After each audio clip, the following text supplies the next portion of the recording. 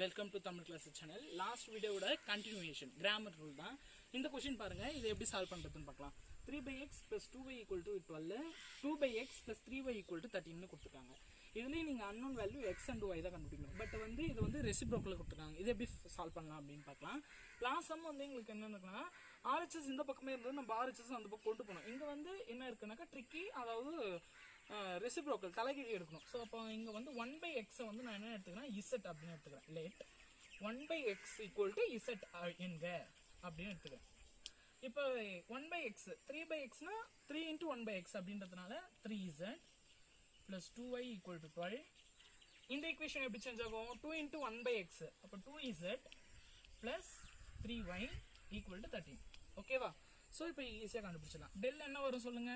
இப்போ ஒன்றும் இல்லை, வேரியபிள் சேஞ்ச் ஆகிருக்கு, இசட்டுன்னு மாறி இருக்கு, வேற எதுவும் இல்லை. ஸோ இங்கே 3 2ன்னு வரும், இங்கே வந்து 2 3ன்னு வரும்.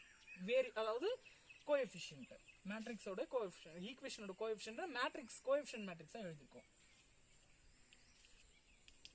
3 3 9, 9 - 4 = 5.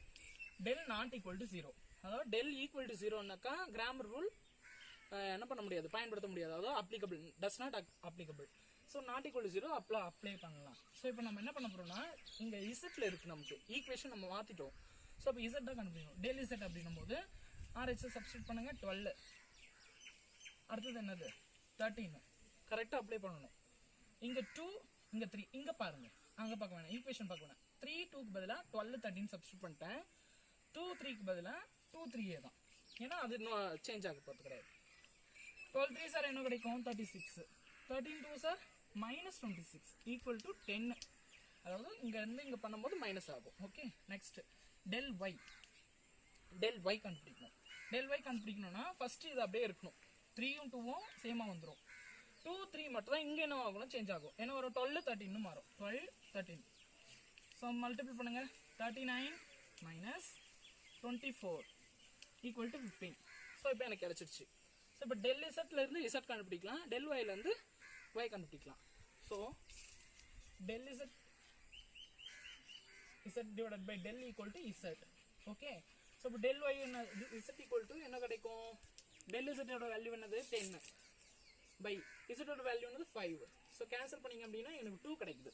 இசட்டோட வேல்யூ 2. நம்ம இசட் என்ன எடுத்தோம், 1/xன்னு எடுத்தோம். So 1/x = 2. ஸோ x = என்ன வரும்னாக்கா, இதை கிராஸ் மல்டிபிள், இதை இங்கே கொண்டு வந்துருங்க, 1/2ன்னு கிடைச்சிடும். எக்ஸோட வேல்யூ 1/2. ஒய்யோட வேல்யூ என்ன கண்டுபிடிக்கணும், எக்ஸ் கண்டுபிடிச்சிட்டோம். Y del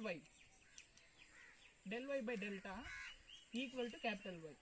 del y by delta, del y என்னோட வேல்யூ என்ன 15. 15/5 ஈக்குவல் டு ஒய். கேன்சல் பண்ணிங்க அப்படின்னாக்கா 3ன்னு கிடைக்கும். ஸோ இப்போ ஒய்யோட வேல்யூ என்னது 3. So therefore x equal to 1/2, y equal to 3. Thank you.